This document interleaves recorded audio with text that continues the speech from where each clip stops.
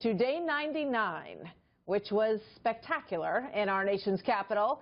But day 1, as you remember, was cold and gray back in January when the president took the oath of office and spoke of American carnage and rattled the establishment with these words. Washington flourished, but the people did not share in its wealth. Politicians prospered, but the jobs left. Americans want great schools for their children, safe neighborhoods for their families. But for too many of our citizens, a different reality exists. An education system flush with cash, but which leaves our young and beautiful students deprived of all knowledge. We've defended other nations' borders while refusing to defend our own. All themes that have been part of the first 99 days. The president's approval numbers right now in the mid-40s. And while 30 executive orders and 28 bills have been signed into law, 13 of which were bills that were rollbacks from Obama-era regulations, the big 3 that he campaigned on, health care, tax reform, and immigration reform, have not happened quickly as he had hoped. The president is clearly frustrated to some extent with the Republican Congress. The businessman, now president, learning that the wheels turn slowly in this town, and he sees his biggest wins so far as outside our borders. Earlier today, we spoke about both. Well, I think I've gotten and developed tremendous relationships throughout the world with the leaders. That's something that you won't, you know, we have this artificial barrier called 100 days, which I'm not a big fan of, but of course, although you've made a pretty good effort to get a lot of things done in the past few days. No, I fall victim to it also. But it is very much an artificial barrier, but a lot of things can't be really determined. As an example, I've made tremendous and created great foundations in terms of relationships with China and with Japan and with many, many other countries. You're saying yourself, I saw on the show the other night where you're talking about there's never been any kind of a relationship that we've had with China. Look at what China's doing. They're turning back the coal ships from North Korea. They're putting a lot of pressure on North Korea. Now, I don't know. I have a lot of respect, and I really like President Xi. I don't know that he's going to be able to pull it off. It may have to be a much more difficult ending, to be honest with you. But he is trying. I believe he is trying. And he's a friend of mine, and I really like him a lot. We'll see what happens. But I've set the foundations for a lot of great relationships in the future. I have tremendous feelings for a lot of the people running the countries of this world. And that's a good thing. That's a great thing. Now, you don't measure that in the first 100 days, but those foundations have been set in the first 100 days. Getting a Supreme Court justice, a great one. I think he'll be a great one. But getting him not only nominated, but approved in the first 100 days, which hasn't been done since 1881. And this is going to be something really special. I was reading a couple of reports where every time there's a 5-4 decision in favor of, let's say, what our views are, and this is for the next 30 or 40 years potentially, you know, you can say that you had a major part. And that's why they've always said that having a Supreme Court justice, getting Supreme Court justices confirmed. Now, I could have others, and we'll see what happens. But getting Justice Gorsuch confirmed was, to me, a very big thing. And it will be a very big thing in the future. You were a registered Democrat for a long time, now Republican President of the United States. And people say, well, President Trump's not an ideologue. He is a pragmatist. How would you describe your political philosophy? Well, I'm not really an ideologue. I think I'm a person of common sense, I think, more than anything else. And I was a Democrat. I came from a place, you know, I lived in Manhattan. I started in Queens with my parents, and then when I started doing a little bit better and better deals, I was able to get into Manhattan. I moved into Manhattan, and in Manhattan, you know, Republicans are not exactly flourishing. And so I started off as a Democrat, like Ronald Reagan was also a Democrat. And over the years, you know, your views just change somewhat. But I think more than anything else, I'm a person of common sense. I understand what has to be done. I get things done. I've always been a closer. We don't have a lot of closers in politics, and I understand why. It's a very rough system. It's an archaic system. You look at the rules of the Senate, even the rules of the House, but the rules of the Senate and some of the things you have to go through, it's really a bad thing for the country, in my opinion. They are archaic rules. And maybe at some point we're going to have to take those rules on, because for the good of the nation, things are going to have to be different. You can't go through a process like this. It's not fair. It forces you to make bad decisions. I mean, you're really forced into doing things that you would normally not do except for these archaic rules. So, like what? How would you change them? Well, you know, you look at the voting and you look at the filibuster system. And it used to be, you know, I always thought a filibuster where you stand up and you talk all day and then somebody else You don't have to do that anymore. No, you don't have to do it anymore. Today you say filibuster and guys sit home and they watch television or whatever they do. I think, you know, the filibuster concept is not a good concept to start off with. But if you're going to have filibuster, let somebody stand up for 20 hours and talk and do what they have to do, even if they're reading comic books to everybody. Let them do it. But honestly, we have so many bad concepts in our rules, and it's forcing bad decisions. I really see. I've seen it over the years, where bad decisions are made. Decisions that nobody wanted are made because of archaic rules, and that's something that I think we're going to have to change. You've really tried to make a lot of moves to shrink the size of government, to shrink the size of the bureaucracy. But people say, why not be concerned about the deficit?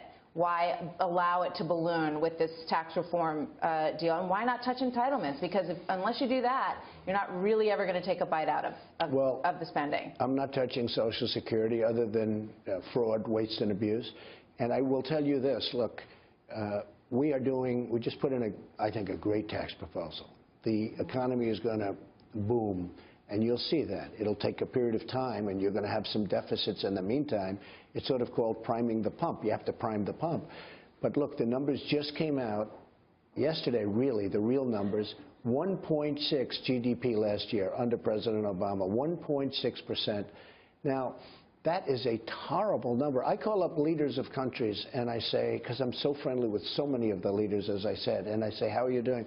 Oh, we are not doing well. We are not doing well. We are very upset. GDP is 8%, or GDP is 7%, or GDP is 11%.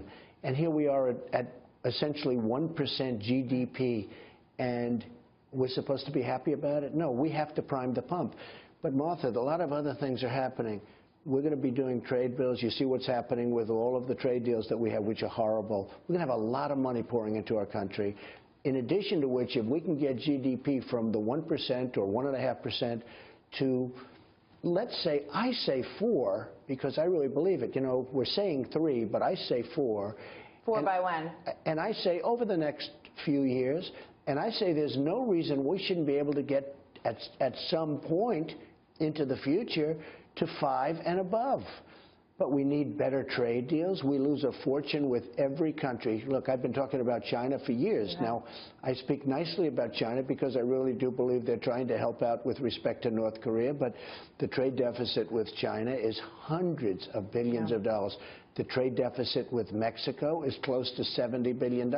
Even with Canada, it's $17 billion, a trade deficit with Canada. I mean, the lumber pouring into our country and all of the things coming in from Canada, and it's not reciprocal. And the word I like to use is reciprocal. If we had a reciprocal nature to our trade deals, it would be a whole different ballgame. But it's very unfair. And we never, ever seem to have a surplus with countries. I mean, every country takes advantage of the United States, and this is not going to happen anymore. In terms of legislation, you're going to see everywhere on Saturday that there was no major legislation passed in the first 100 days. You have a Republican Congress. You know, that's been wrong. That's really wrong. First of all, we had 28 bills. Understood. I was with a reporter the other day who said the same thing. You didn't pass anything. I said, no, we passed 28 bills. And by the way, by tomorrow it could be 32. These are bills passed by the legislature, which I'm saying. I'm not talking about executive orders, which are frankly equally as important. But I'm talking about bills passed. So we have 28. We could have 32 within the next 2 days. But when you think of it, this reporter said, no, I don't believe it. They went back and checked, and he said, you know, you're right. You actually passed. You are right, and we have looked at the list. I should have been more specific. How about health care reform? Well, how about this? Tax reform. Sure, the two biggest immigration reform. And we're doing very well on them. We're doing very well on them. Look. But my question for you is about Congress, because when you were running, you said, I'm going to do great deals with Congress. I'm going to have great relationships on Capitol Hill. Are you disappointed with how the Republicans have handled these big issues? Health care went down the first time. Yeah, I'm disappointed. And there was some suggestion it might happen today, but now it's not going to happen. I'm disappointed that it doesn't go quicker. I like them a lot. I have great relationships. Don't forget, most of them I didn't even know. Right. But many of them, like the Freedom Caucus came, and I see them and tell them, we love our president. We're doing this for our president. You look at that. You look at the moderates, the same thing. We love our president. They have different views. You know, I have a party that's covering a lot of territory. They have different views. I'm disappointed. I'll tell you, Paul Ryan's trying very, very hard. I think everybody's trying very hard. It is a very tough system. And we're dealing with obstructionists, the Democrats. I don't have one Democratic vote. Obamacare is exploding. Obamacare is dead. Essentially, Obamacare is dead. It's not going to make it, okay? You have states. I went to Tennessee 2 weeks ago. Half of the state doesn't have any insurance companies. You look at Kentucky, what's going on. It's a disaster in terms of, you know, the insurance companies are all going to be pulling out. Many, many states you have no insurance company. Obamacare is dead. I hear the Democrats know it. Wait 1 second. The Democrats know it. And unfortunately, because of the hard time that the Republicans have had getting their hands around this thing, which shouldn't be, because you know, I once said it's complicated, but it's not complicated compared to other things being complicated. It's not that hard. I was disappointed that they didn't have more in line by the time I walked in. But Obamacare took 17 months of brutality to get it approved. They ended up giving Nebraska, the Nebraska deal was where, frankly, that senator, who wasn't even that popular, made one of the best deals, what they did for the state of Nebraska. I will tell you this, I will tell you, it took 17 months to get Obamacare approved. What we're talking about is far better than Obamacare. It's an incredible bill, and we have a good shot at getting it approved by the House. And I told them, I said, look, the 100 days, don't worry about it. You don't have to take a vote today. Take it next week. Take it in 2 weeks, in 3 weeks. But I want to know about the leadership on this, because after the first health care bill did not pass, you said, I have complete confidence in Paul Ryan. Do you still have complete confidence that he can get these moderates on board with the House Freedom Caucus, because you got to get everybody up on the raft? He's a good man. He's under a tremendous amount of pressure. I do have confidence in him. I have confidence in the Freedom Caucus people, Mark Meadows and Jim Jordan and all of the different, you know, all of the different guys. I have confidence in them. I have great confidence in the moderates. These are great, great people. Martha McCallum, she flew jet fighters. She was telling me more about jets than anybody was able to tell me about jets. These are great people. They're great people. They're all great people. So they're going to get it done? I believe they're going to get it done. I believe it's going to be, I think maybe next week sometime. Next week? They're really coming together. I'll tell you what, they are, it's very interesting. They're getting together, and, you know, they never had to govern. They always had Obama, and they didn't have the Senate. So they could always vote no and do whatever they want to do, and nobody cared. This is for many years. So it didn't matter. All of a sudden, we're governing. And I told them, I said, folks, we're now governing. We have to come together. A lot of people say they had all those years to put these bills together, these plans together, and they should have had them ready by now. This was a culture shock for them. They never had to govern. It didn't matter if they voted yes or no, because Obama was going to reject it anyway. He was going to veto it anyway. And they wouldn't get it through the Senate. Maybe they didn't know that you were going to win, so they weren't ready. Well, they probably, some of them knew I was going to win because they saw the crowds. But I had great support from both groups. Look, these are great people. They have different views. But their views are coming together. And I think you're going to see, again, they're now starting to govern. It's a big difference.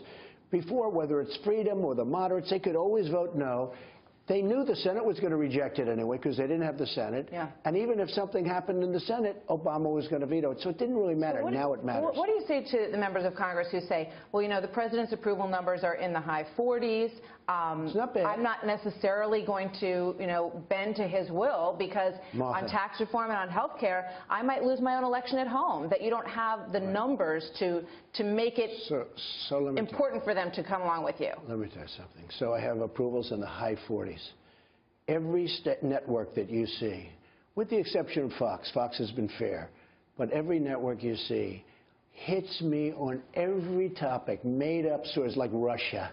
They do the faux Russia. I call it the fake Russia story. Russia story was made up because they were embarrassed by their loss. They had this tremendous loss, a loss like nobody's ever seen before. The Democrats should never lose the Electoral College because they automatically start with New York, California, and Illinois. Right. It's impossible for a Republican to win. And not only did I won easily. So they made up this Russia thing to try and deflect because they're embarrassed by what happened. The Russia's a phony story. All you see is the Russia story, the Russia story. You see all of these other phony stories. It's so bad. And for me to have great approval records in light of all the faux press and the fake press, I think is amazing. Now, I will say this. We had a case where I got involved the last few days in Atlanta. In fact, I'm going there today for Karen. He looked like he was going to win. He had about 56% of the vote. If he gets 50, he wins. We have now a Democratic congressman. I did a robocall. I did some tweets. I did some interviews. He didn't get the number, and I believe she's going to win, and she might win very easily. I'm involved in other congressional races. I think we're going to win. President making the argument that he has had a positive impact on some of these special elections that we have watched.